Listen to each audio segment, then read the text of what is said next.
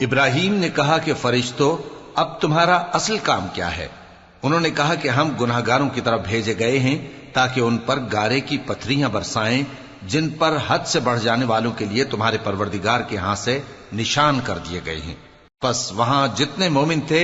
ان کو ہم نے نکال لیا، پھر اس بستی میں ہم نے ایک گھر کے سوا مسلمانوں کا کوئی گھر نہ پایا، اور جو لوگ عذاب علیم سے ڈرتے ہیں ان کے لیے ہم نے وہاں نشانی چھوڑ دی۔